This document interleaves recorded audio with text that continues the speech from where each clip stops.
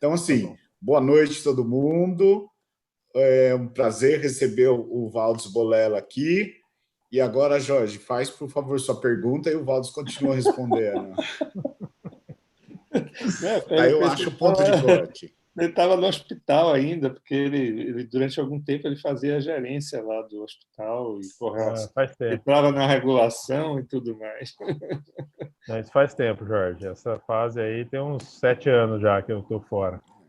Mas continuo no hospital, porque toda atividade é com o hospital e vinculada à faculdade, né?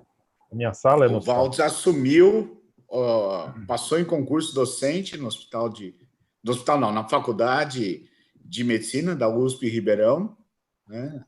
Disciplina de moléstias infecciosas, é professor da USP Ribeirão. Bem-vindo, meu amigo, quase irmão, né? Irmão de mães diferentes. De muita quebrada, hein, Paulo? De muita quebrada. Não, quebrada Desde a não, né? De lugares... Desde a Filadélfia, o primeiro lugar que eu foi lá na Filadélfia. A gente, na verdade, foi apresentado pela Eliana Amaral no Congresso Paulista de Educação Médica de Botucatu. Você lembra disso? Não lembrava. Antes da gente ir a Eliana falou, antes da gente ir para a gente, já tinha passado, e ela chamou eu e você e falou assim, deixa eu apresentar vocês dois que vão se encontrar lá na Filadélfia. Você vê? Talvez... Faz tempo, hein? 2006. né? 6. Eu não lembro, acho que o CP no começo do ano foi. E a Filadélfia é no fim do outubro. ano. Era no fim do ano, né? Outubro. Isso mesmo. Então já faz um tempinho. A gente está lutando junto por um monte de coisa, né?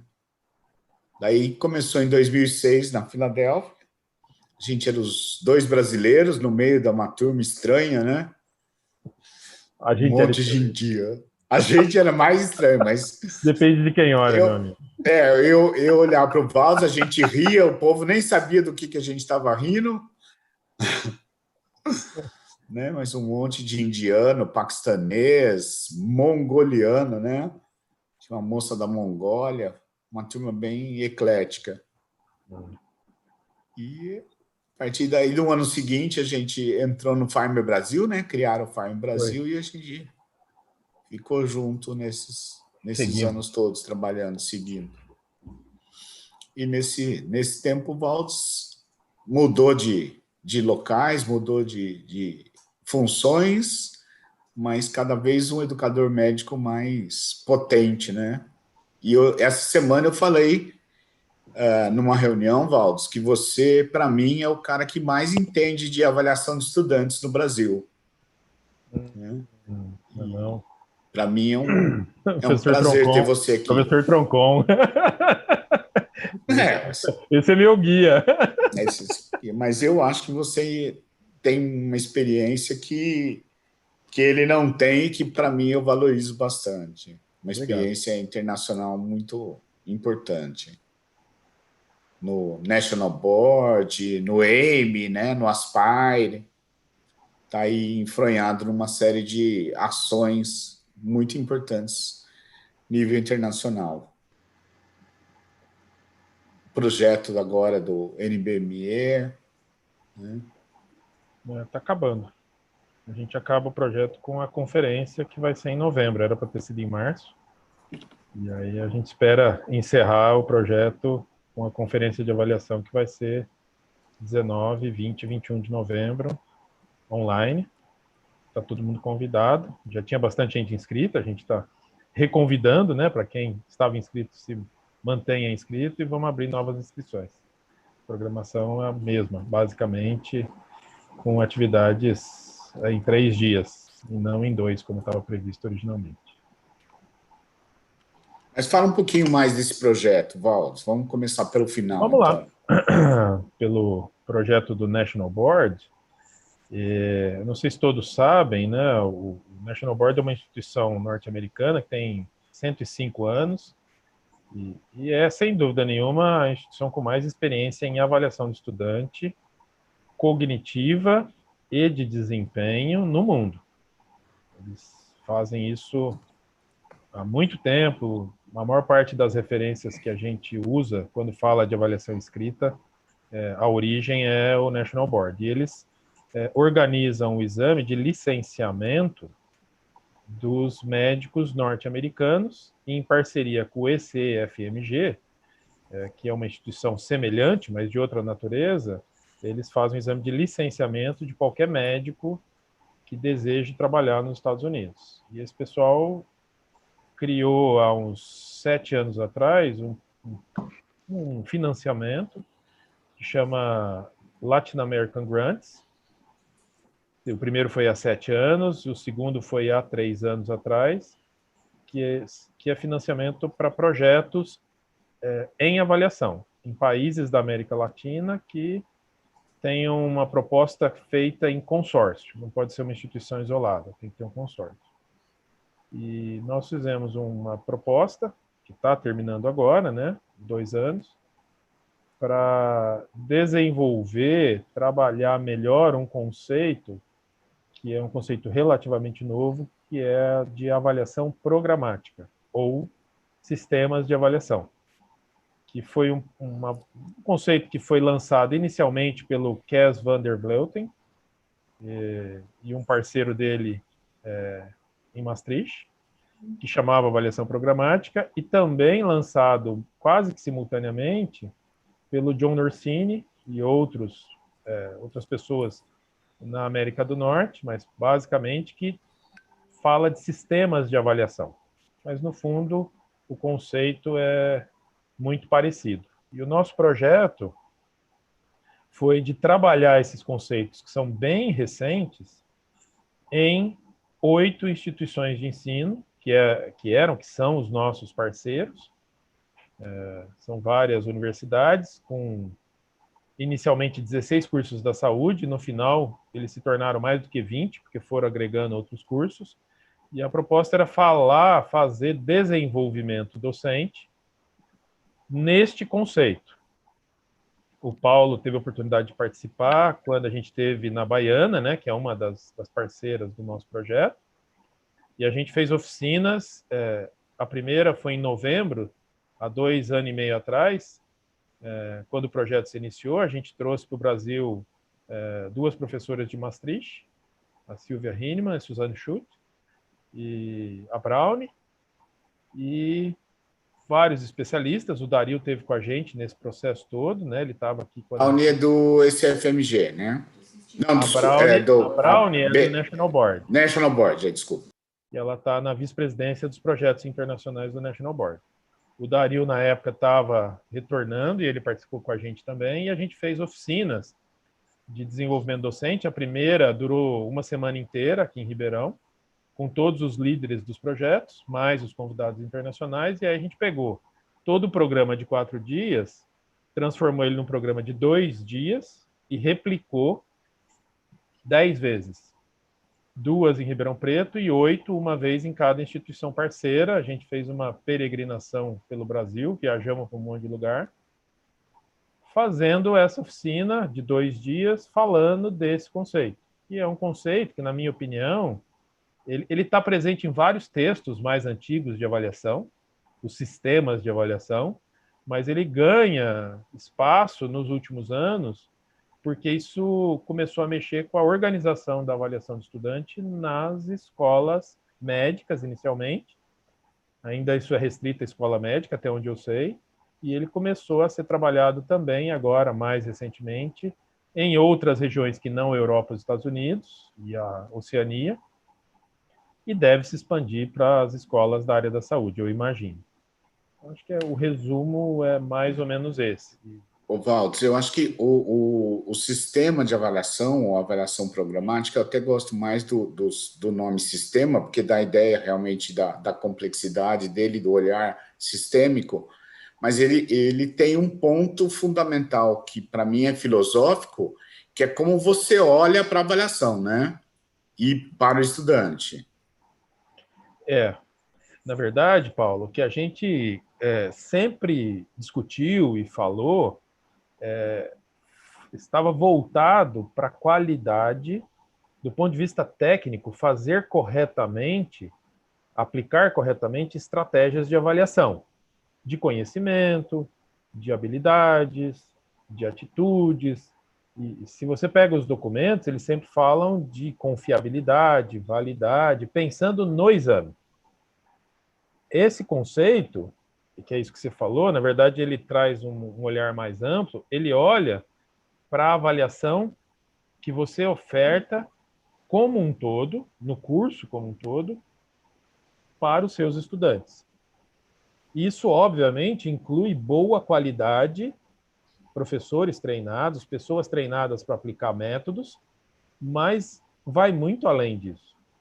É você desenhar a sua avaliação de modo que ela sempre dê ênfase aos principais domínios, conhecimento, habilidades e atitudes, e não predominantemente no conhecimento, que é o que sempre existiu. Ela obrigatoriamente, ela requer avaliação formativa em todos os momentos, em todas as fases do curso, que é outra coisa que a gente não faz. A gente faz básica e essencialmente avaliação somativa. Então, sempre que a gente faz prova, tem uma nota e você passa ou não passa. Resumindo, é isso. E quando chega nos estágios, na época mais clínica, em algumas escolas, o que existe é uma avaliação global, um conceito global, que dá pouca informação para o estudante. E você não tem avaliações mais apuradas se o indivíduo tem conhecimento necessário e esperado dele quando ele está no 5º ou no 6º ano, por exemplo, na medicina, se ele desenvolveu habilidades essenciais, por exemplo, tirar história, fazer exame físico, raciocínio clínico e orientação do paciente ou do familiar, qualidade da comunicação. A gente faz isso em OSCE picado, naquelas avaliações objetivas que tem no 4º ano, no 3º ano na semiologia, no 4º ano alguém faz, no internato alguém faz. Avaliação programática não é isso. Isso são momentos avaliativos que podem ser bem feitos. Isso no Brasil tem muita escola faz isso bem feito, mas organizar isso num sistema, até onde eu sei, não tem disponível ainda por aqui. E acho que o ponto também que eu queria deixar mais claro é o uso dessa avaliação que você falou nas entrelinhas. Quer dizer, ele não está usando para comparar um estudante com os outros. Está comparando ele com ele mesmo e qual é o, vamos dizer, o desenvolvimento dele em relação a um esperado, né? E você vai, então, dando feedback para ele, olha, você está atingindo, você está melhorando. Então, é avaliação para o estudante, não é isso? Que em inglês é bacana, né? É o Assessment of Learning, que é a avaliação da aprendizagem, e o Assessment for Learning. Tem um artigo que tem esse título, que é a diferença de um e de outro. O Assessment for Learning é quando você incorpora a avaliação como uma das suas mais poderosas, potentes estratégias para induzir, promover a aprendizagem. E aí, isso é revolucionário.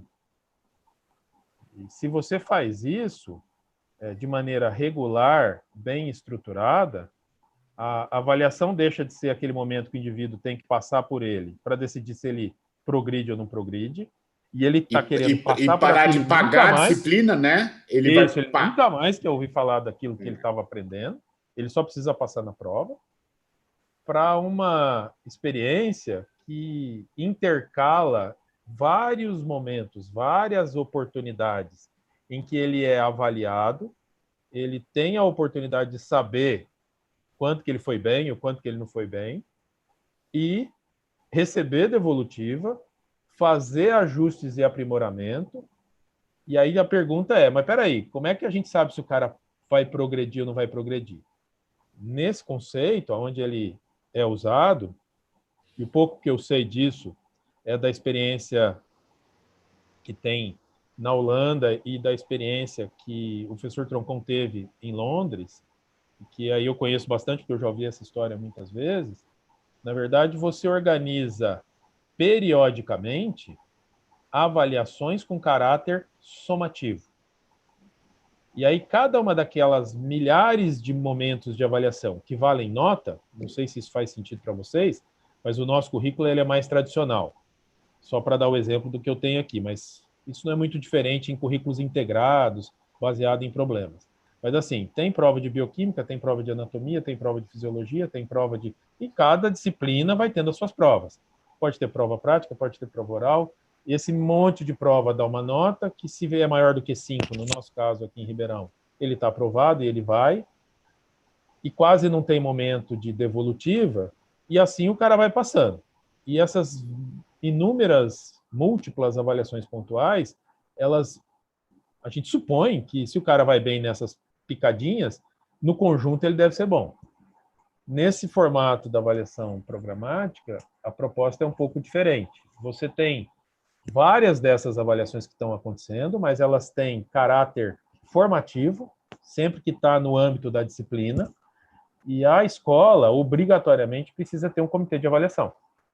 Então, tem uma instância que é um comitê de avaliação. E essa instância, ela é responsável, ela cuida da avaliação da Faculdade de Medicina.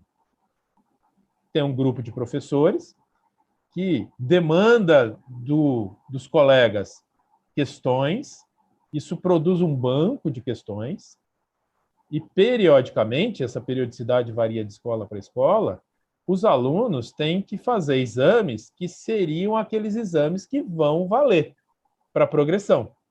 Depois de terem feito vários momentos avaliativos, várias tarefas, inclusive pode ter avaliação de desempenho, avaliação de tipo OSCE, avaliação de comportamento, de atitude, que vai acontecendo ao longo do tempo, e em um determinado ponto, pode ser semestral, pode ser anual, a escola tem lá previsto um momento avaliativo que é somativo, que decide.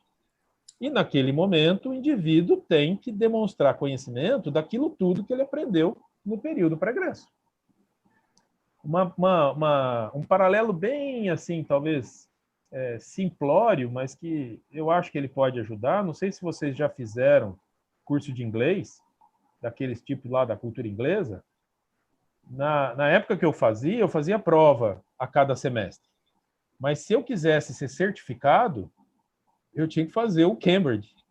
Que agora, os meus filhos não fazem só o Cambridge. Tem um que chama CAT, tem um que chama não sei o quê. Então, ao longo de 6 anos fazendo o curso de inglês, ele faz um depois de 2, outro depois de 4 anos, e o Cambridge é um depois de 5, 6 anos que ele está estudando inglês. Então, ele vai fazendo o curso, ele vai recebendo, ele vai aprendendo, mas para certificar é uma avaliação externa, que é do Cambridge, não é da escola. Que é o modelo americano também de certificação médica. Que é um basicamente modelo semelhante. Se você pensar que é só o do National Board, ele é um license exam.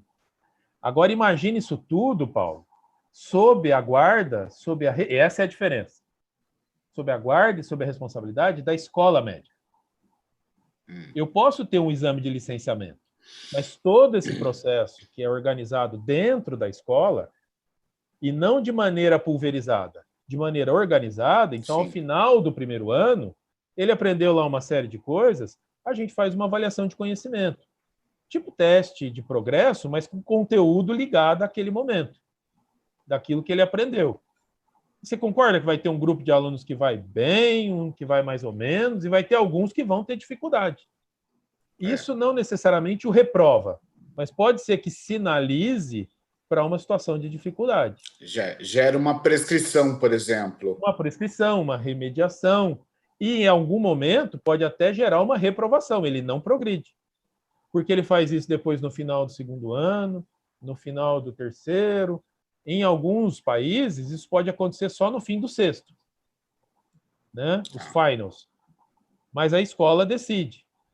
Por exemplo, a experiência que eu ouvi, aí o Dario pode comentar também, porque ele tem bastante experiência com isso, mas a Silvia e a Suzane, que falaram um pouquinho de como é que funcionam os testes de progresso lá na Holanda, pelo menos quando ela contou essa experiência, do que eu lembro, o aluno faz vários testes de progresso. E ele, inclusive, pode descartar um dos que ele fez e validar 2, que ele teve um bom desempenho. Então, a avaliação estimula ele a estar constantemente estudando, e ele aprende para reter, e não aprende para esquecer. Porque é isso que você faz quando você tem 10 disciplinas ou 3 disciplinas. Não sei se vocês têm essa experiência. Aqui na minha escola, isso é comum. No segundo ano, tem farmacologia. E é um terror. Os alunos faltam da aula para estudar farmacologia. Eu já fui fazer atividade integradora com a microbiologia no segundo ano, e uma das vezes não tinha. E as turmas são de 100 alunos, e é uma atividade que envolve 100 alunos, a gente faz grupos de 10, uma coisa interativa. Teve uma das vezes que tinha 45. Caramba, o que está acontecendo aqui, né? Eu perguntei para a professora da microbiologia, o que rolou, né? Porque eu venho aqui todo ano, está lotado. Não, tem prova de farmacologia hoje à tarde. Coincidiu. E a avaliação concorre com os momentos de aprendizagem. E isso os caras já sacaram há muito tempo. E quando tem semana de prova é pior ainda. O Pedro levantou a mão. Fique à vontade, eu estou falando, mas eu gostaria muito de ouvi-los. Perguntas, comentários. Por favor. Vai, Pedro. Tá sem som, sem microfone. Ainda está sem. Agora está bom. Não, perfeito, né? Esses momentos de avaliação formativa, tranquilo, mas qual a sua opinião nessa questão da avaliação certificadora, né? Porque você falou o seguinte, né? De uma avaliação que cobre a parte cognitiva, de habilidade, de um certo modo, inclusive, a atitude, né? As 3 dimensões da competência. Mas você acha que caberia a avaliação certificadora separada de habilidades, uma vez que a prova, por mais dinâmica que ela seja, ela vai cobrir apenas a parte cognitiva da habilidade, ainda que seja algo prático, mas a parte cognitiva, o fazer, ainda ela não consegue cobrir. Então, na sua opinião, independente das avaliações formativas, exatamente com esses formatos, né, que cobre as 3 dimensões, se na certificadora vale a pena a gente ter 2 momentos, cognitiva e habilidade com os seus tipos de avaliação. O Pedro, só para eu confirmar, quando você fala certificadora, você está falando no âmbito da escola.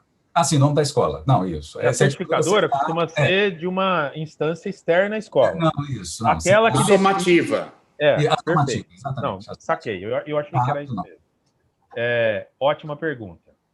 E aí, cara, quando você pensa o sistema, você pensa para todos os momentos do curso o que é relevante avaliar e tomar decisão, né? Porque, no fundo, você está falando de tomada de decisão. Obviamente, isso não se resume a exames cognitivos. Eu participo de um comitê que é o Aspire, e muita escola aplica para ser reconhecida como excelência. Uma parte delas não consegue o certificado porque ela faz isso que você está falando. Ela avalia muito bem, de maneira intensiva, com banco de questão, com várias provas realizadas em diferentes momentos, e com boa qualidade, mas só foca no conhecimento. Essa ideia, esse conceito, ele obrigatoriamente requer que você também ofereça momentos de avaliação somativa que decide focada em desempenho. Obrigatoriamente. E aí você fala assim, mas qual o melhor método? Depende. O que mais é usado e que tem mais indicação para uma avaliação somativa de desempenho é o exame clínico objetivo estruturado ou o Clinical Skills Assessment. Ou um formato ou outro. Um é um pouquinho mais fechadinho, que é o OSCE, ou o Clinical Skills, que é uma tarefa um pouco mais ampla. Tanto faz.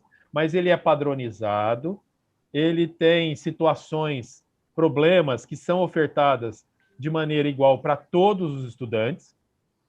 Então, o desafio é igual, então é por estações. Então, se eu tenho que fazer a história de alguém que está com dor precordial, é como se os 100 alunos tivessem que fazer a mesma história. Então, tem que ter réplicas daquela estação, checklist, avaliadores treinados, tudo bacaninha, num número de estações que não pode ser 3 ou 4. Eu consigo fazer 3 ou 4 na semiologia. Mas se eu tiver que tomar uma decisão, quem está competente ou quem não está, eu acho que a maioria de vocês aqui sabe, quem já leu sobre OSCE, tem que ter 12 estações. Não pode ter 4. Avaliar habilidades e atitudes, né? O desempenho no conjunto. Atitudes, Paulo, mas uma coisa que você vai perceber, eu vou falar de atitudes, para responder a provocação do Pedro. Vocês concordam comigo que avaliar atitude numa estação de OSCE é limitado? Não que não dê, claro que dê, você vê como ele se comporta lá. Mas não é suficiente. Agora, saber como ele realiza um procedimento, como ele faz uma palpação, como ele interage e comunica alguma coisa para o paciente, ou como ele coleta dados, e essas são as habilidades essenciais. Então, quando eu falo avaliação de desempenho, eu falo de 6 coisinhas. Comunicação interpessoal, capacidade de coletar informações para raciocinar, tirar história, complementar essas informações com um exame físico que seja coerente com a informação que você coletou na história, então é exame físico. Com isso tudo, o indivíduo tem que ser capaz de raciocinar e elaborar boas hipóteses, compatíveis com aquilo que ele coletou de informação. Isso é raciocínio clínico, essa é a essência do ser médico, do ser profissional da saúde.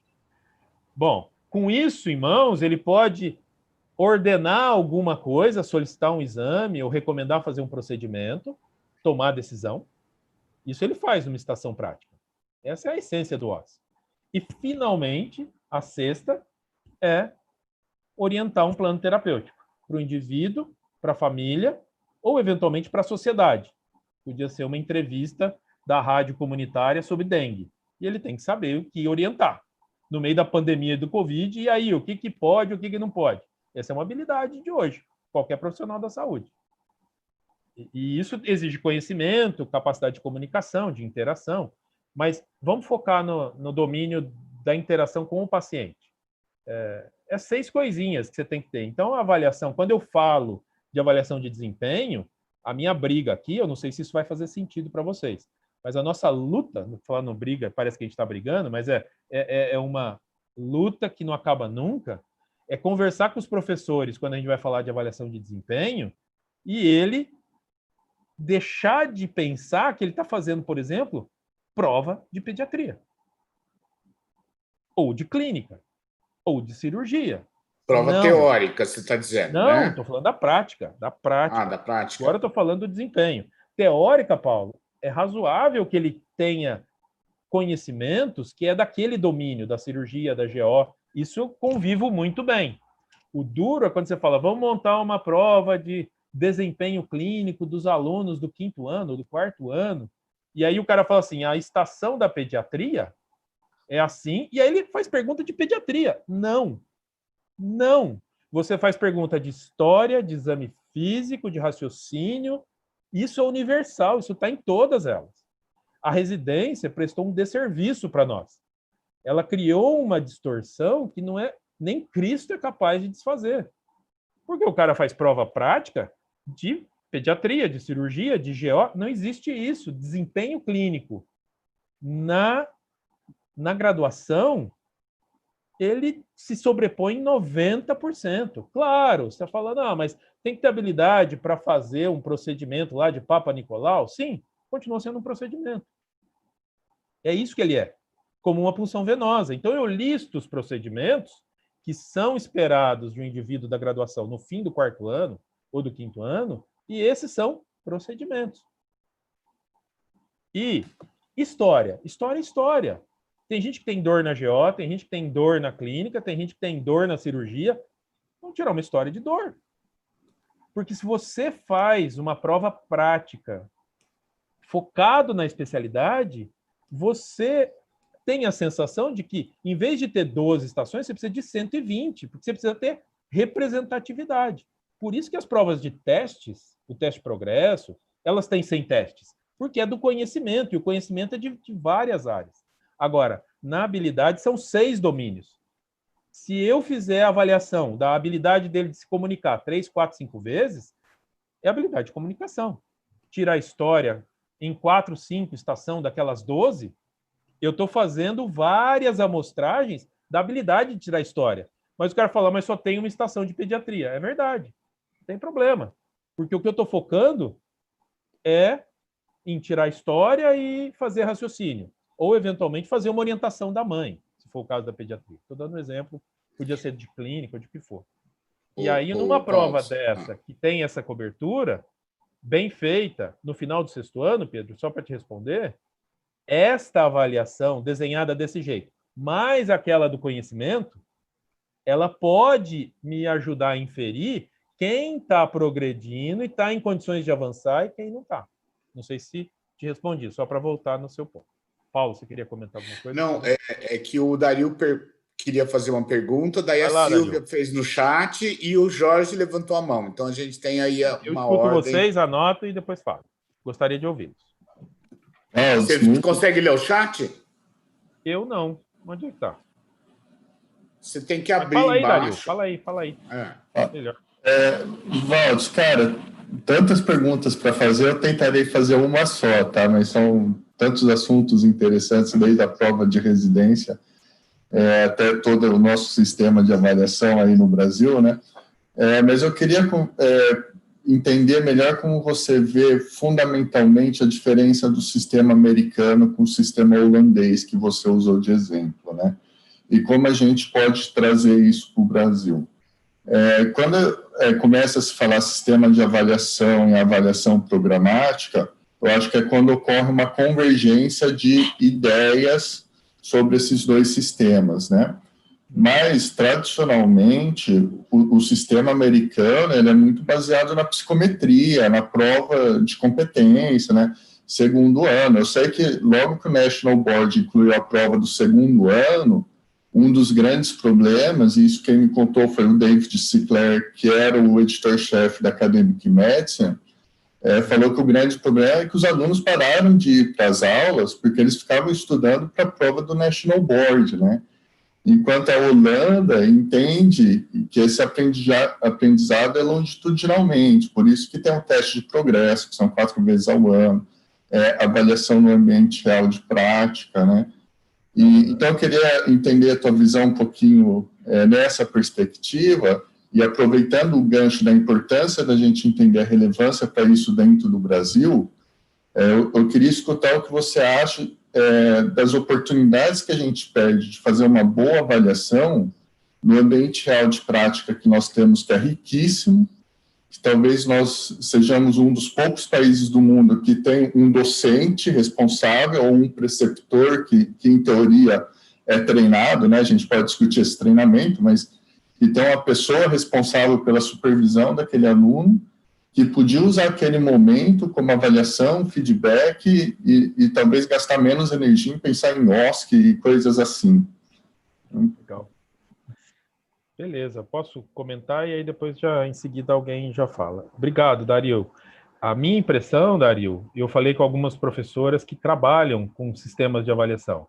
A Gusick, que é uma dessas pessoas que teve na Unicamp há um ano atrás, 1 ano e meio, ela me contou como é que elas faziam lá. A sensação que eu tenho é que nos Estados Unidos eles falam do sistema, mas eles estão muito mais longe da realidade do que a Europa. E a Europa de um modo geral e a Austrália. Me parece que o modelo europeu ele está dentro da escola, é de responsabilidade da escola. Então, eles avaliam conhecimento progressivamente, eles avaliam desempenho progressivamente e também tem a preocupação de fazer isso com boas técnicas, cuidando também do aspecto psicométrico. Nos Estados Unidos, e isso a gente descobriu agora, eu não sei se vocês sabem disso, eu sei porque tem uma crise na educação médica norte-americana e é por conta do Covid. Porque, historicamente, eles terceirizaram a avaliação dos alunos não para dentro da escola, mas para o National Board e para os sistemas estaduais, que tem sistema estadual também. Então, ele está fora da escola. E com a pandemia, o National Board suspendeu os exames. Foi a maior crise da história. Porque residência era decidida, vaga na residência era decidida pelo desempenho na prova do National Board, que não existiu, que parou de ter. Tinha toda semana várias, né, ao longo do ano, provas práticas, provas de conhecimento, Step 1, Step 2 Clinical Skills, e assim por diante, e de repente tudo parou. E aí as escolas queriam uma posição do National Board para eles voltarem, porque as escolas dependem do National Board para um monte de decisões que eles tomam, inclusive de vaga para residência. E o National Board, há uns 3, 4 meses, decidiu que a prova prática só vai voltar depois de dezembro de 2021. Eles não são tontos. Como é que eles fazem prova prática em centros com um monte de gente? Eles têm 5 centros, né? Tem um monte de paciente simulado. Nós assistimos prova prática, né? Exato. Você lembra? Eles têm um monte de gente fazendo, um monte de ator, tudo junto, e vai contaminar todo mundo. Fizeram bem, tipo. Até dezembro de 2021 não vai ter. Só que isso significa que um monte de dados, de resultados que serviam para as escolas e serviam para os programas de residência não estão disponíveis. Então, o Dario tem completa razão. É muito diferente. Já se você pegar lá na Holanda, pelo menos do pouco que eu sei, você talvez saiba bem mais que eu, porque você viveu lá bastante tempo. Mas na Inglaterra, o que acontece dentro da escola é de gestão de responsabilidade da escola. Então, você tem provas de conhecimento, inclusive porque aumenta a necessidade de desenvolvimento docente, dos seus docentes, da sua comissão de avaliação, para fazer prova de conhecimento e de habilidades. E só para finalizar, porque eu acho que junto com o que o Pedro perguntou, mas eu estou avaliando só conhecimento e habilidades, e a questão do ser, do estar, do relacionar-se, que é um dos domínios, né? Como é que isso fica? E aí, junto com o que você perguntou, Dario, peraí, mas a gente não perde aqui no Brasil oportunidades excelentes de avaliar o nosso estudante lá no ambulatório, lá na unidade de saúde da família, lá no estágio rural? A gente perde, a gente quase não avalia. No modelo da avaliação programática, o estudante ele tem também atividades no cenário de prática. E quando ele está lá no cenário de prática, ele tem um supervisor, que nem a gente aqui. E quando esse supervisor, por exemplo, vou dar um exemplo do que acontece. O aluno chega no ambulatório e vai atender um paciente. Eu sou o preceptor. Eu peço para ele revisar o prontuário antes de atender. Isso é rotina. Numa das escolas, essa história do professor Troncon. Ele revisa o prontuário e antes de atender, ele me conta o que ele entendeu do prontuário. Isso chama Chart Stimulated Recall. É uma estratégia de avaliação. Ele me conta o que ele entendeu e o que ele tem que prestar atenção lá. E eu já percebo se ele está entendendo o que é que está rolando ou não. Se não tiver, eu dou uma dica para ele. Essa é uma avaliação. Ah, mas como é que você registra isso? Você tem um sistema online que é de avaliação. Eu abro lá com o número, o ID do aluno, que é um sistema da universidade. A Silvia mostrou o de Maastricht para a gente. Então, ela clica lá o número do aluno e fala, olha, eu fiz uma discussão de caso, uma revisão de prontuário com o aluno. Ele estava meio confuso na elaboração das hipóteses. Eu anoto isso lá, é uma breve anotação. Aí ele entra, ele faz a história, na hora de fazer o exame físico, ele me chama e eu vou lá observar ele. Isso é um mini exame clínico, mini exercício clínico, mini CX. Eu faço, observo ele e logo em seguida dou uma devolutiva. E anoto nesse mesmo sistema que eu tenho a senha e o aluno tem também, porque é feito dele, ele acessa. E eu, que sou professor coordenador, eu tenho acesso aos alunos que passam comigo ali. Para isso, preciso de um sistema. Não pode ser em papel. Não pode ser aquele papel com carbono do MiniCX. Não sei se vocês conhecem esse. Quem já usou isso sabe do que eu estou falando. Isso se perde, isso pulveriza, você não consegue organizar isso junto. E aí, se eu tive uma situação, um incidente crítico, o aluno foi grosseiro com alguém, teve algum problema, eu entro no mesmo sistema e anoto um incidente do ponto de vista atitudinal. Está registrado lá. E se eu entrar, eu sou capaz de ver que no ano anterior ele teve um problema semelhante. Não sei se vocês estão entendendo.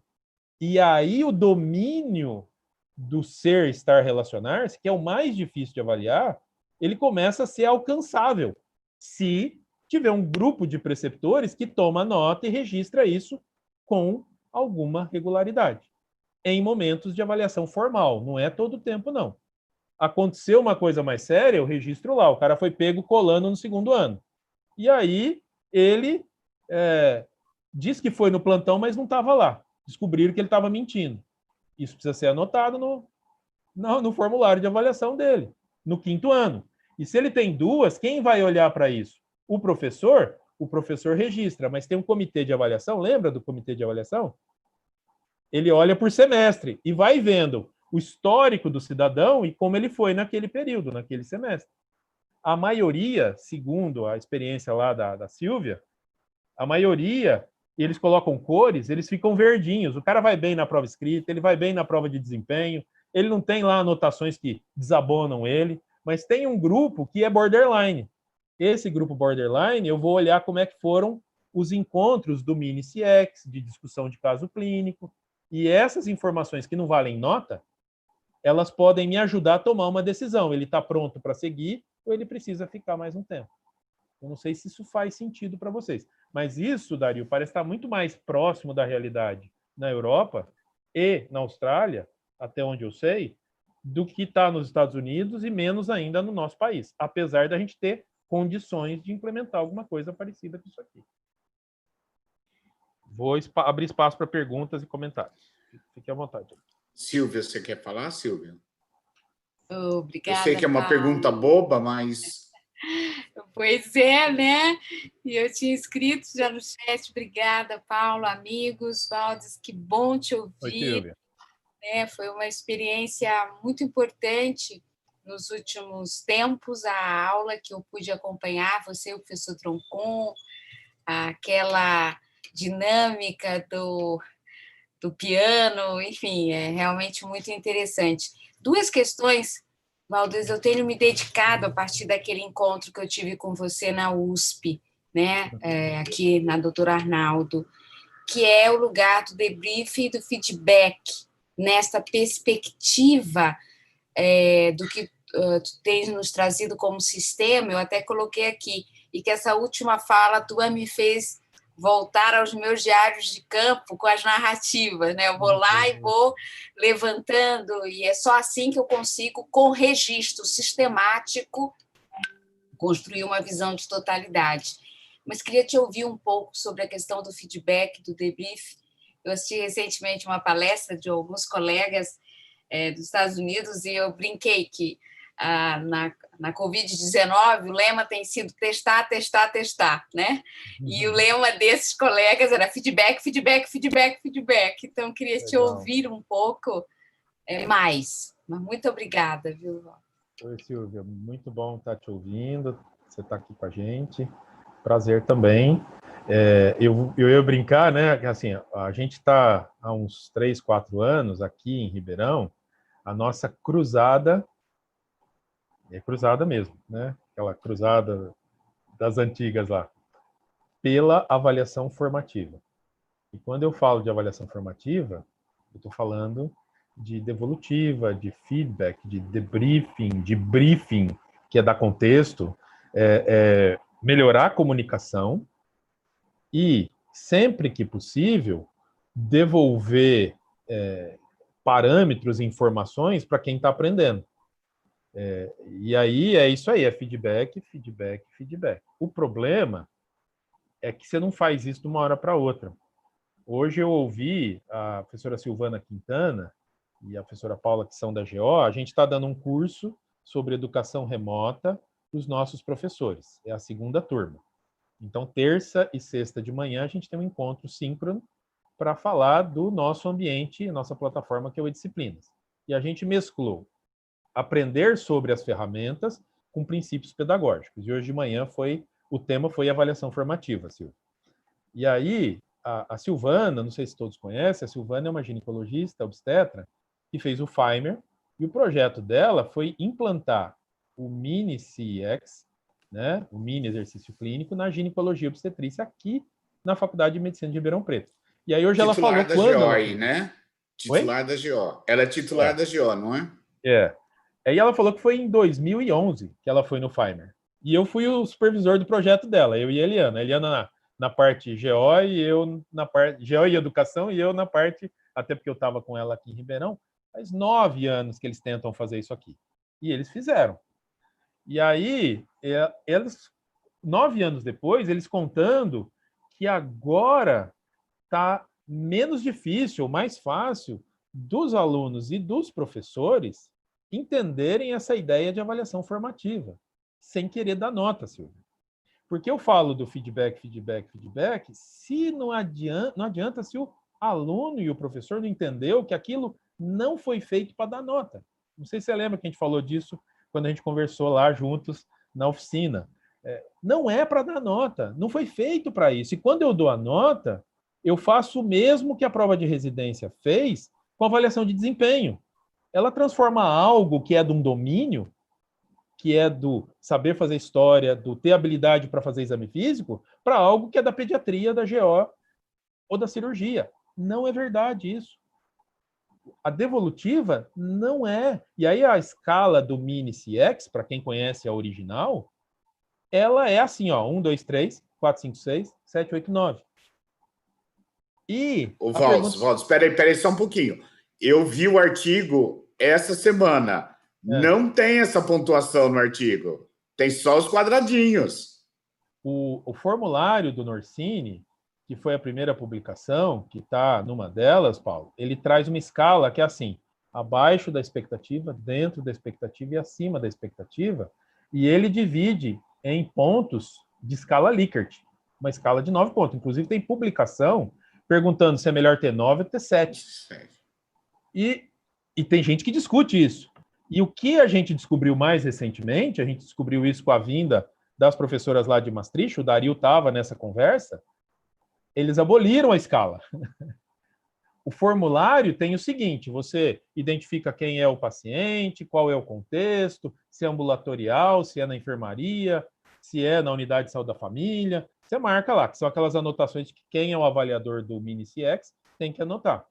E aí ele observa o indivíduo fazendo uma parte da consulta, que pode ser uma parte mais introdutória, mais o exame ou mais a orientação, e aí tem 2 campos em branco. E esses campos em branco dizem o que você fez bem e o que você pode e precisa melhorar. Campos qualitativos, né? Para o professor escrever. Exclusivamente. E isso, depois de 9 anos, a Silvana hoje falou assim, eu acho que nós vamos adotar esse. Porque é uma luta você ter lá. E eu não sei se você lembra que o Joelcio, lá no Feimer, do projeto do Joelcio, ele pegou também o original e aí tinha o 4, que era o ponto, o limite. Então era 1, 2, 3, aí tinha um 4 sozinho, depois tinha o 5, 6. África do Sul fez isso, todos eles tinham lá uma forma de dar número. Que, para uma pessoa que não entendeu a natureza daquele instrumento, acha que é nota. Tanto o avaliador quanto quem está sendo avaliado. Ele sai da aprendizagem baseada em critério, que é a lógica do instrumento, para aprendizagem baseada em norma, para avaliação baseada em norma, que é o que a gente está acostumado, que é a nota. Isso, e meio assim, vai ter um que passa e um que não passa. E aí, Silvia, só para fechar, a gente tem que insistir, a gente tem que trabalhar com as pessoas, a gente tem que dar outras oportunidades para os professores, preceptores e alunos receberem devolutiva. E aí, só para encerrar, eu não sei se vocês estão vivendo isso. A pandemia e a educação remota nos permitiu, pelo menos eu estou falando minha experiência pessoal, é impressionante, porque com a plataforma e com as coisas documentadas lá, disponíveis lá, a parte cognitiva, eu dou muito mais feedback agora do que eu jamais dei. Por quê? Tem lá um exercício, ele realiza e depois tem a resposta esperada.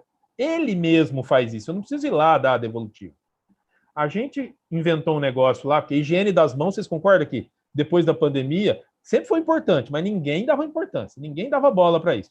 A gente insistia, os alunos parece que ficavam com preguiça de repetir lá os passos da higiene das mãos. Agora, todo mundo botar máscara e fazer isso é um jeito de se proteger. A gente gravou um vídeo, disponibilizou nos alunos do 4º ano. E o aluno entra lá, assiste o vídeo, treina, e ele grava ele mesmo e posta o vídeo. E recebe uma devolutiva. A gente nunca fez isso antes. Só é possível porque tem esta oportunidade, tem essa ferramenta. E aí é isso, Silvio, é feedback, e não só lá no cenário de prática. Em qualquer contexto. Aí eu acho que a gente vira esse jogo. E os mais jovens, quando eles começarem a fazer isso como algo natural, tanto os professores quanto as gerações mais jovens de alunos, isso vai deixar de ser meio estranho, como ainda é.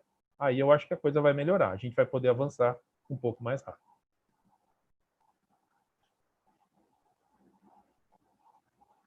O Jorge e o Pedro pediram palavra. Uma boa parte do que eu queria perguntar, eu acho que o Valdes respondeu, né?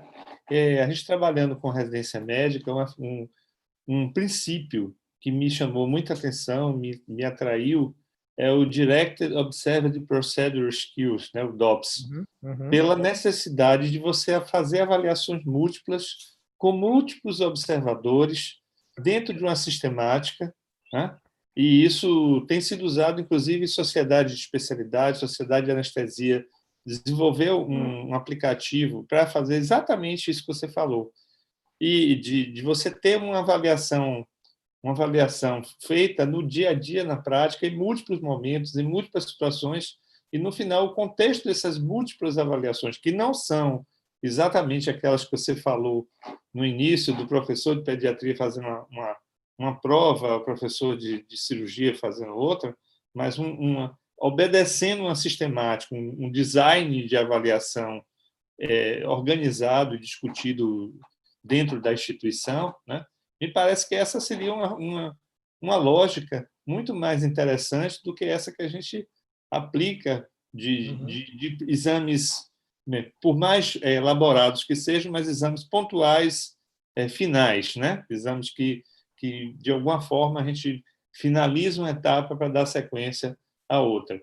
E como DOPS significa de procedures, né, mais ligados a habilidades, mas eu penso que isso poderia ser, sempre pensei que poderia se desenvolver uma ferramenta mais aberta, né, e agora você até me deu um insight aí no que diz respeito a esses aspectos qualitativos, né?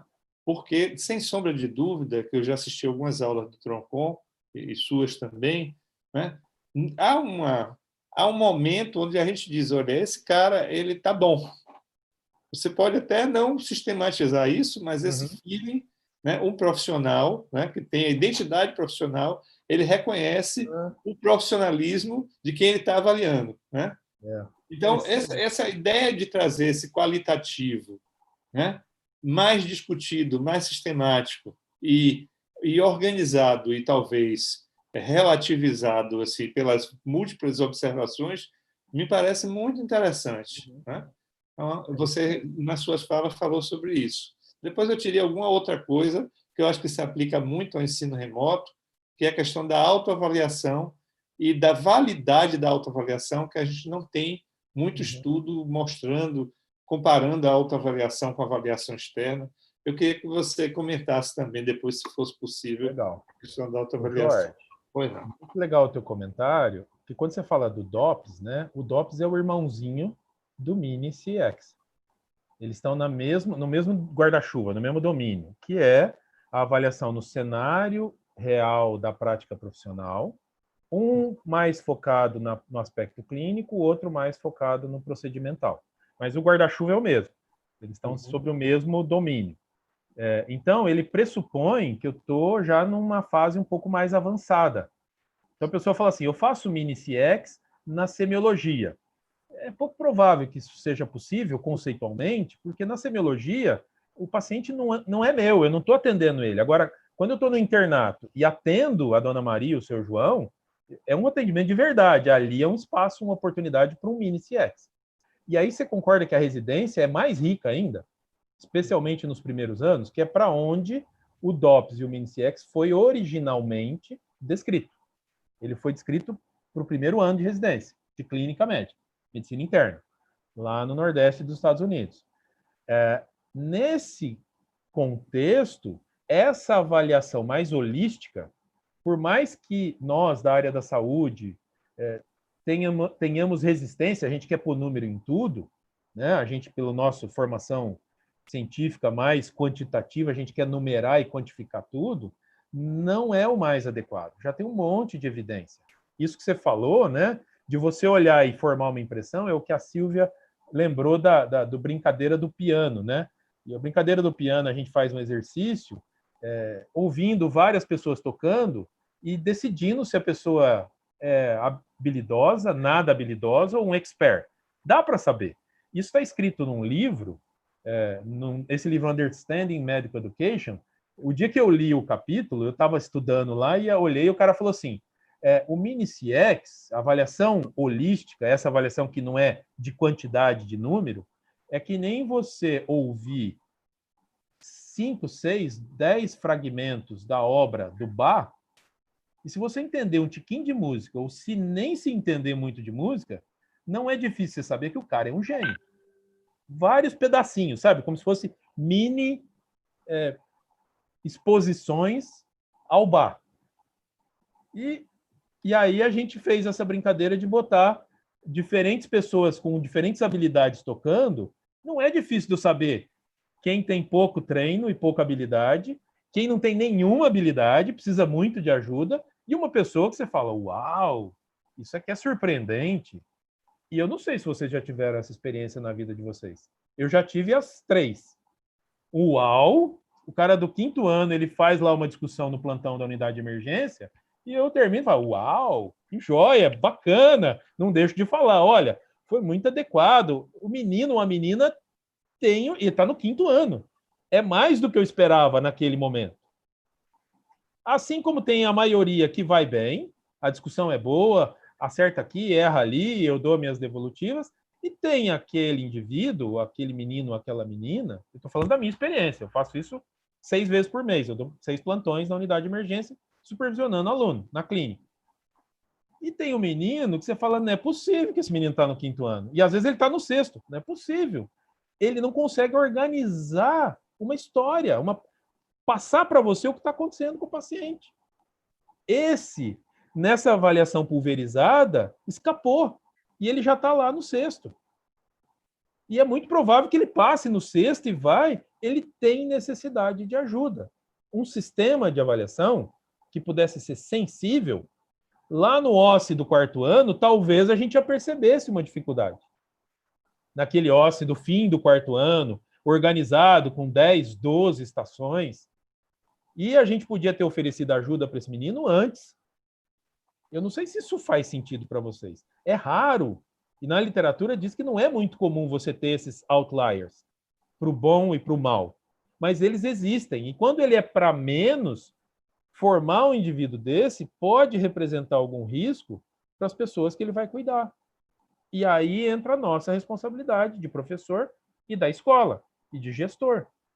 Então, ter uma avaliação mais sensível, que permita detectar necessidades mais precocemente, prover ajuda para quem mais precisa, é desejável. Então, conceitualmente, não tem como ir contra uma ideia dessa. Como fazer isso virar realidade é outra conversa. Aí é muito chão pela frente. Pedro? Waldo, eu tenho que registrar a alegria de escutar você falando, né? Realmente é música nos ouvidos, né? Assim, parabéns novamente. Obrigado. É que você é meu amigo, Pedro. Não vale. Não. É bem técnico mesmo, maravilhoso voltar a escutar o mestre Valdes. Mas aproveitando mesmo essa sua expertise, que eu queria fazer uma outra provocação, né, na sua fala, né? Quando a questão de não usar nota na avaliação formativa, está tudo certo, né? Um princípio educacional, né? Na hora que você avalia no momento de formação, você prejudica, né, a formação, então ali não se presta. Mas a pergunta é o seguinte: o contrário disso é você fazer a avaliação formativa, ele sinalizar, você quer tentar recuperar o aluno, mas no final das contas, a avaliação somativa que vai dizer, né, se está apto ou não, ele é pontual, né? E aí eu digo, entre o malefício de prejudicar a avaliação formativa e o benefício de ter uma visão mais ampla do aluno, a avaliação chamada processual, realmente é desvantajoso desconsiderar para você valorizar o momento pontual e o aluno treinar só para aquilo, por exemplo, e se dar muito bem, e a falhar com a avaliação, né? Ótimo, deixa eu só complementar uma coisa, Valdes, eu não sei se eu entendi direito, mas eu entendi que lá em Maastricht, por exemplo, a avaliação ela é processual, ela não é pontual, e ela é decidida pelo comitê de avaliação. Ou seja, não tem esse momento somativo único que o Pedro está falando. Não é isso? Ou não? Paulo? Eles existem, esses momentos somativos. Aí, o que você não leva em conta é exclusivamente os momentos somativos. E aí eu vou dizer qual que é a diferença. Vocês concordam que sempre vai ter que ter um momento que eu preciso tomar uma decisão e eu preciso me basear em alguma informação? E essas avaliações, se for de conhecimento, provavelmente vão ser testes de múltipla escolha.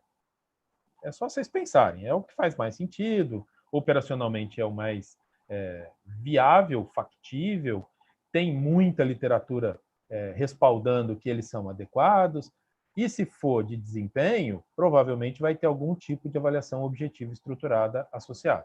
Qual que é a diferença? Se eu quiser, você concorda que o Pedro está me provocando o seguinte, mas será que eu vou poder confiar nesse resultado que é pontual? Será que ele não vai acontecer por acaso, by chance? Alguém que lá se esforçou e é uma possibilidade. O que é diferente, e aí a gente volta para o que sempre se falou em avaliação, que é a qualidade técnica da avaliação. Vocês concordam que tem que fazer bem feito? Fazer bem feito, assim, tecnicamente, de maneira adequada, com amostragem adequada. E aí, essa é a diferença. Eu saí esse ano, mas eu fui por 7 anos coordenador da prova de residência do meu hospital.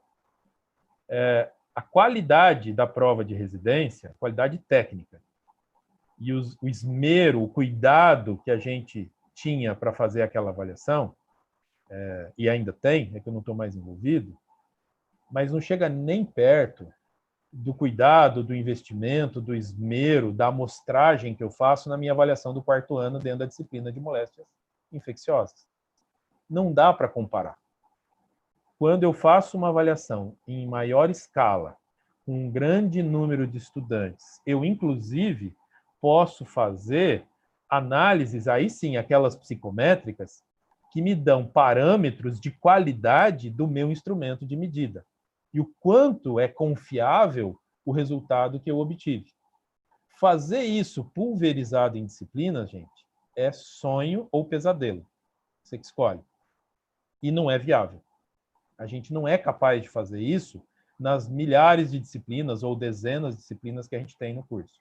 Mas a gente é capaz, por uma comissão capacitada, exames que acontecem periodicamente, tendo banco de questões, tendo treinamento de elaboradores de questões, tanto práticas quanto cognitivas.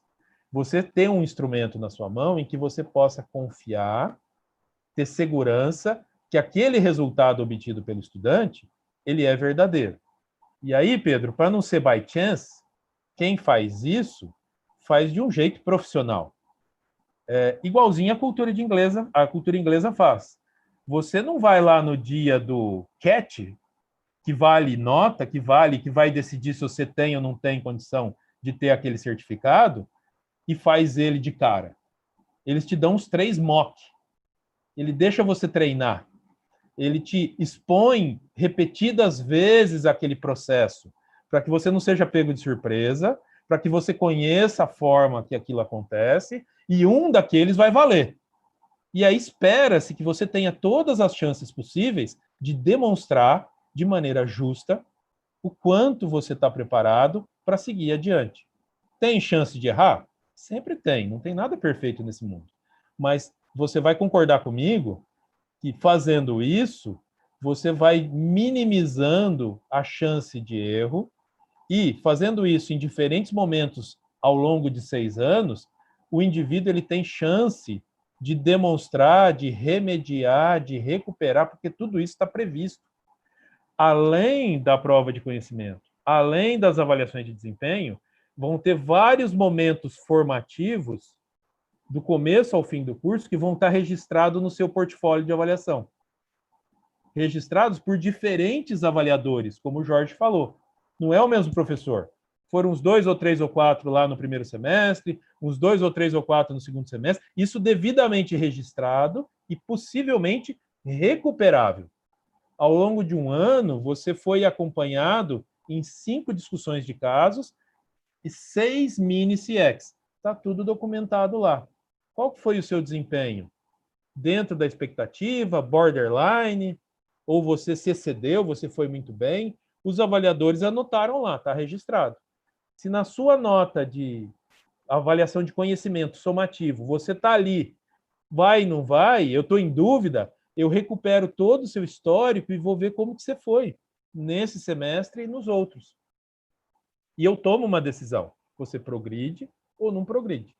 É assim que esse conceito é usado. mas vocês devem perceber que isso exige coordenação. Mínimo de investimento no treinamento de quem vai avaliar e no compromisso de registrar isso devidamente. Porque senão eu não consigo tomar decisão com alguma segurança. Se eu confiar só na prova, você tem toda a razão. O povo vai ficar estressado, vai começar a estudar para a prova, para o final. E aí a gente subverte o processo tentando melhorá-lo. Não é simples, mas como conceito ele continua ainda bastante, na minha opinião, pelo menos, bastante atraente. O apelo é muito bom. Como cada um vai tornar isso uma possibilidade, varia. Como eu disse, não tem nenhuma experiência que eu conheço parecida com isso no nosso país. Tem coisas que avançaram. Ó, eu tenho boas avaliações de conhecimento, eu tenho expertise para fazer OSCE. Quem tem esse expertise, eu faço teste de progresso. Vocês concordam que quem já faz isso com alguma habilidade já andou uma parte do caminho? Ele tem habilidade para fazer boas avaliações? Posso tentar coordenar essas coisas. Essa é a nossa percepção na nossa escola. É isso que a gente está tentando fazer. Fora melhorar as avaliações formativas, torná-las mais frequentes, que ainda são bem pouco frequentes, para ser bem honesto com vocês.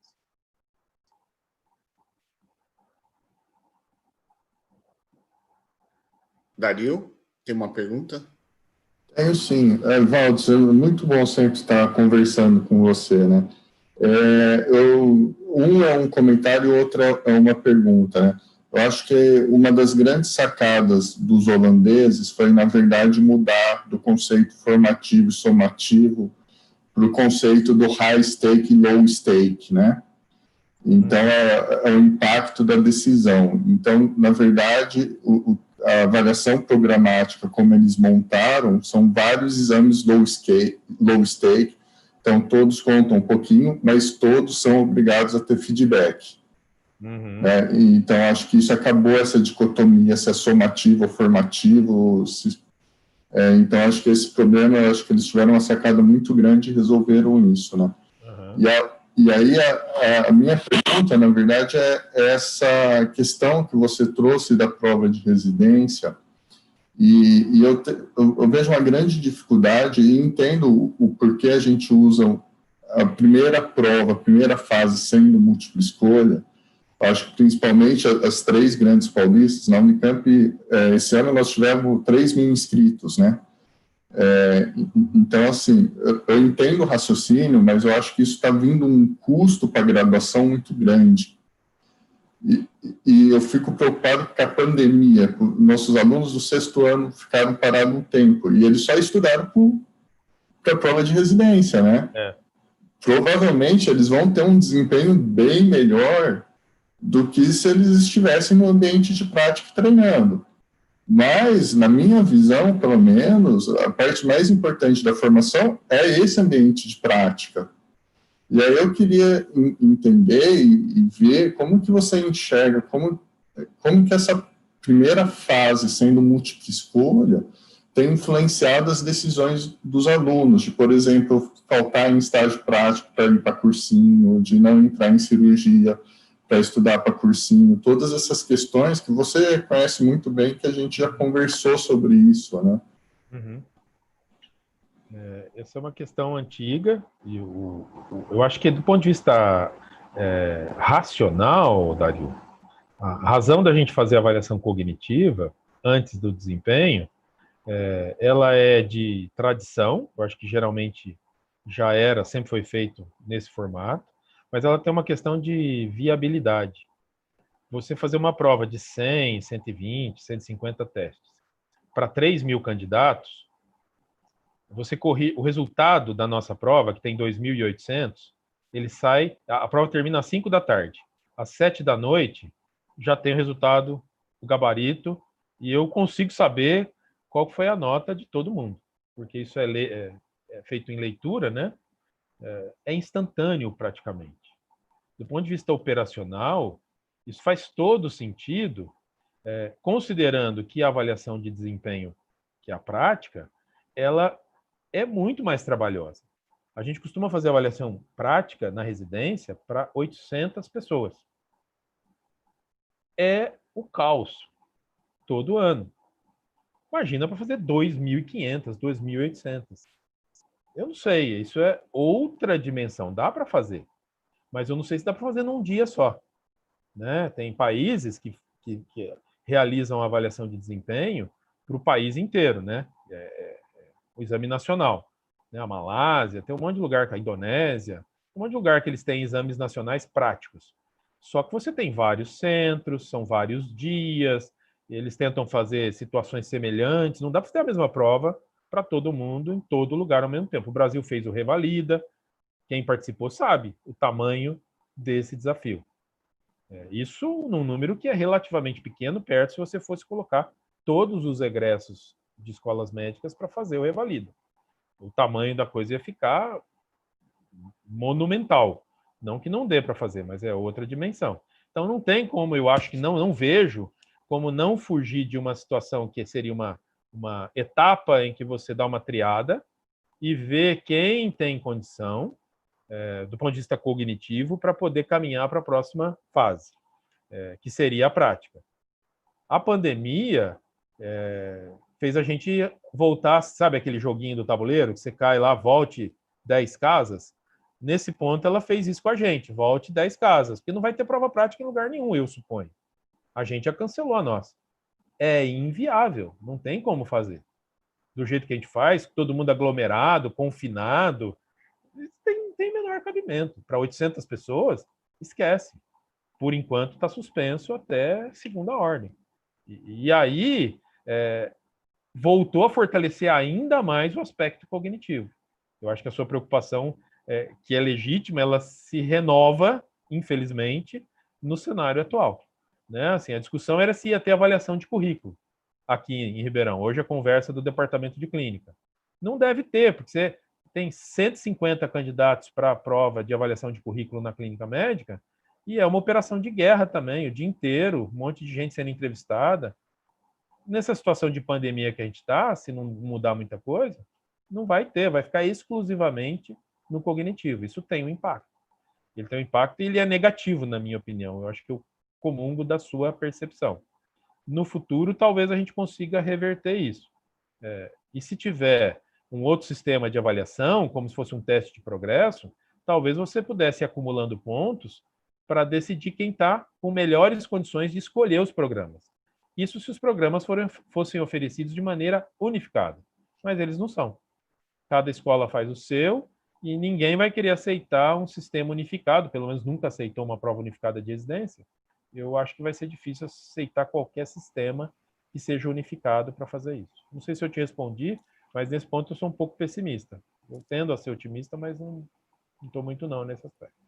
Aqui em Minas a prova é unificada, Valdes. Tem alguma coisa nesse sentido? Para todo mundo? O Carlos Alberto tinha uma pergunta. Não sei se você quer abrir o microfone e fazer, Carlos. Depois a Andréia. Não, está sem microfone, Carlos. Precisa ligar.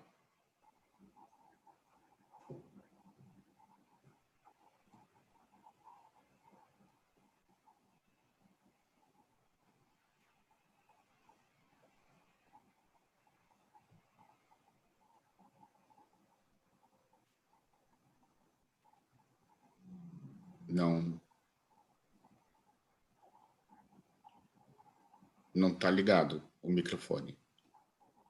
Que a pergunta está no chat, Valdes, é como estimular a autoavaliação desses alunos dentro do sistema. Ah, tá. A autoavaliação a gente estimula se você cria oportunidade para fazer.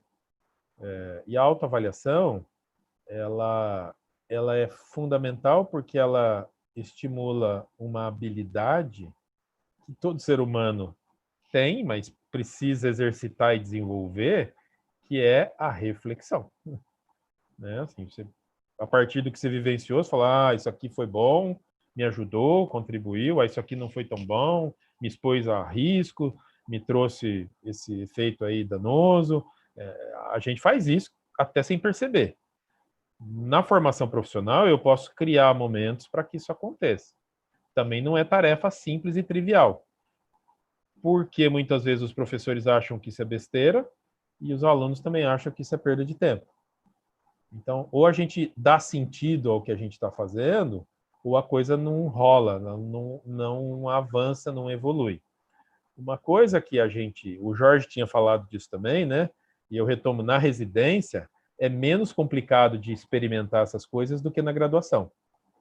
Então, quem tem oportunidade de trabalhar em programas de residência deve considerar sempre o programa de residência como um piloto, porque o número de residentes é muito menor, o tempo de exposição do residente aos preceptores é muito maior, e se você quiser checar se funciona ou não funciona esse tipo de coisa, o melhor lugar é para testar é lá.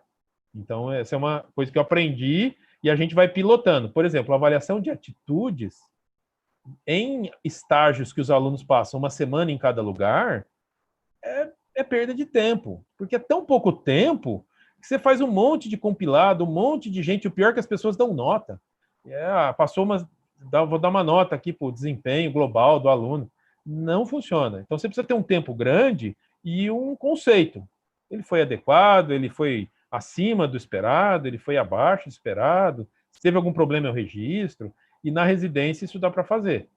A gente começou a fazer isso em papel, só que os papéis eram perdidos, e aí a gente desenvolveu um sistema no computador do prontuário eletrônico, e o professor, o preceptor, ele recebe um aviso a cada 2 meses que ele tem lá uns residentes para avaliar. Ele está cadastrado para avaliar um grupo X.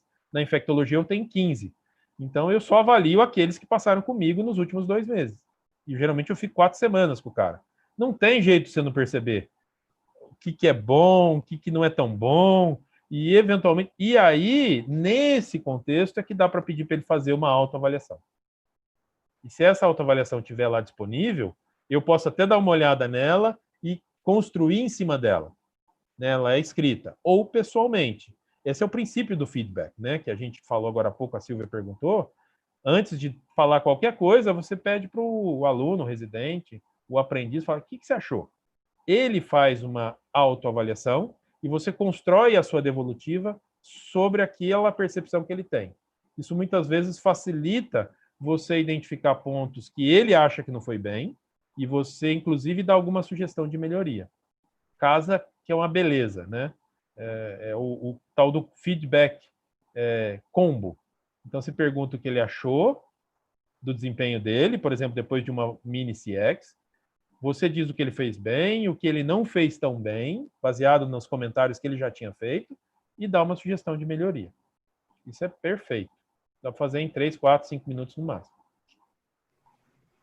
Legal. Conseguiu André, abrir o microfone? Alguém quer fazer? Eu acho que o Luiz tinha levantado a mão aí, fique à vontade. A André também tinha levantado a mão, tinha pedido para fazer.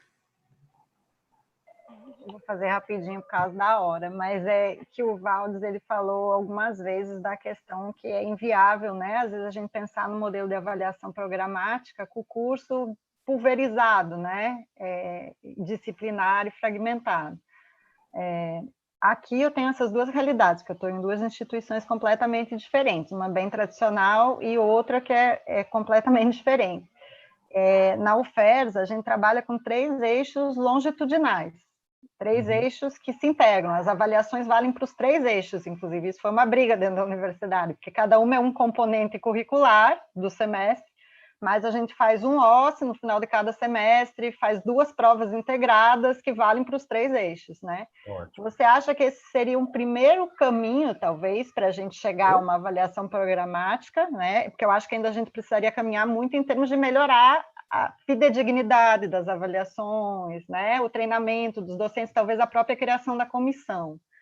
Mas eu queria saber se você pensa que esse seria o caminho, já que o currículo é diferente, e se você tem alguma vivência de alguma experiência no Brasil, porque isso choca muitas vezes com o sistema avaliativo das resoluções da própria instituição.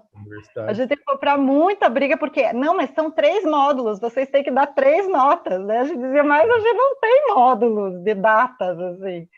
E hoje, uma das grandes dificuldades nossas é que, por exemplo, a gente não tem docentes por período, eu dou aula em todos os períodos. A gente se reveza, a gente não tem horário fixo. Então, eu dou aula para a turma do primeiro. Então, a gente vê os docentes, quase todos os professores, o curso inteiro, com raras exceções.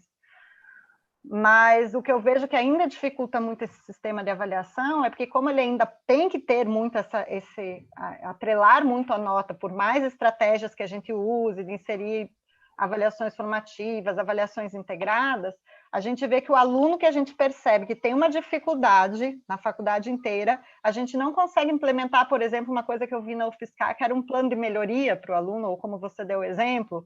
Ele vai lá, faz a prova final, precisando de 5, tira os 5 e vai passando, porque a nota de corte é 5, entendeu? E 5 é muito pouco, e ele passa. E daí ele vai chegando no internato com aquelas mesmas deficiências, por mais que a gente tente integrar. Então, eu queria saber se você, aqui no Brasil, viu em algum lugar, alguma coisa dentro do sistema avaliativo que talvez driblasse isso, que isso é a minha grande dúvida. Por mais que a gente mexa, ainda tem o sistema institucional, né, para a gente brigar.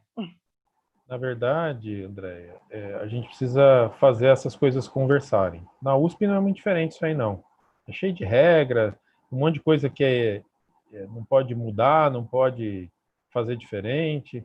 O que a gente percebeu é que você pode, pelo que você descreveu aí nessa situação dos diferentes ciclos, né, do curso que você comentou, isso é uma aproximação de uma avaliação que integra vários aspectos que são abordados ao longo de um semestre ou de um ano.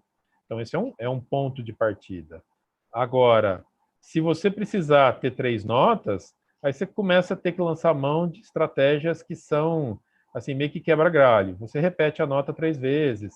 Assim, não é coisa que é legal fazer, mas a minha sugestão é que, se vocês estiverem imbuídos de fazer um processo que seja mais abrangente, não deixe de tentar por conta das barreiras que a burocracia impõe.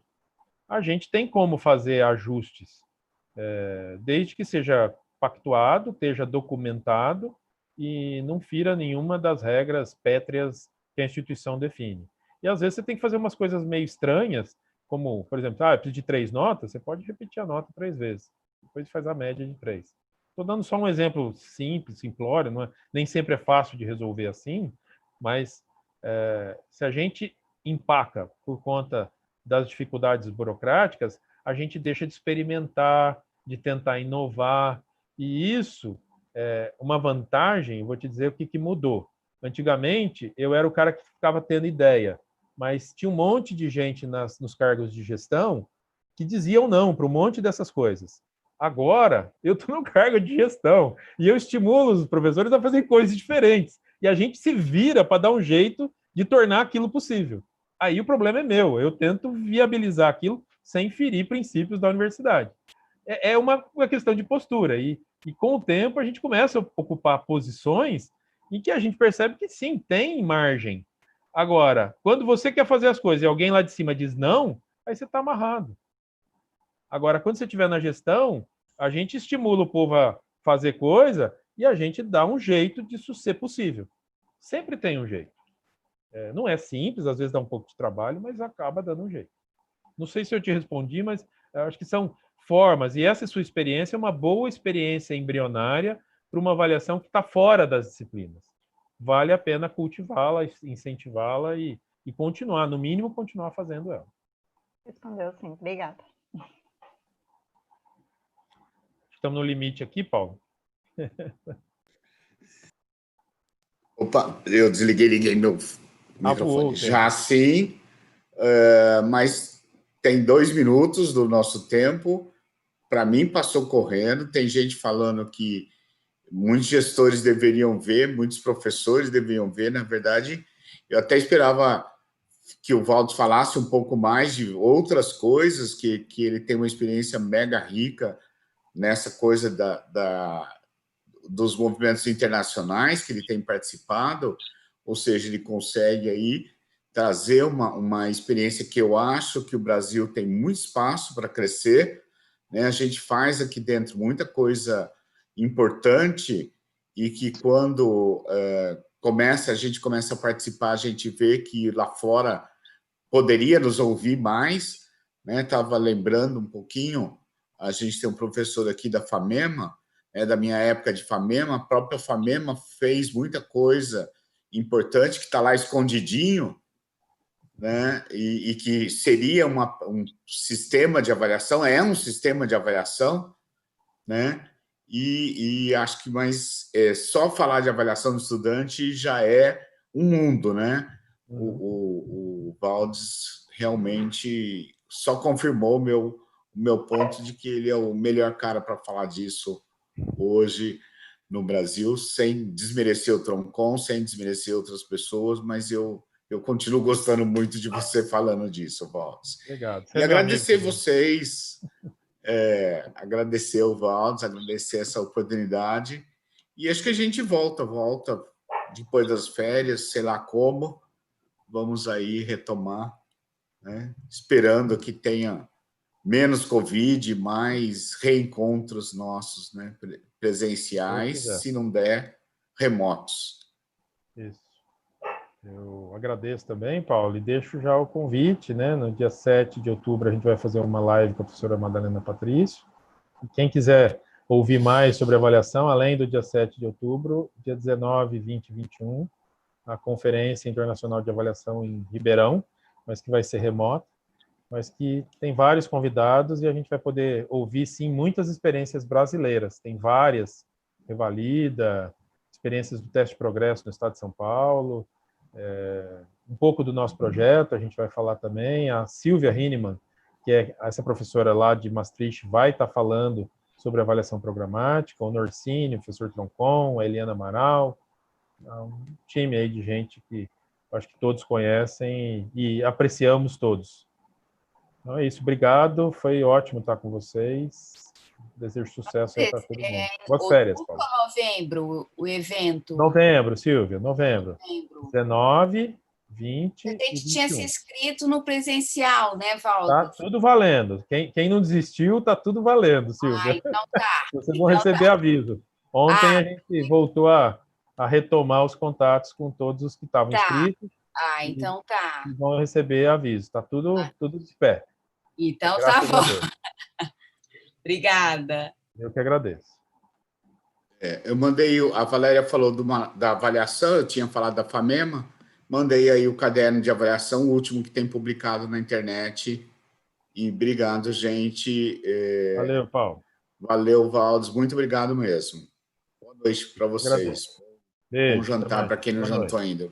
Beijo na família também. Também. Tchau, tchau, gente. Tchau, tchau.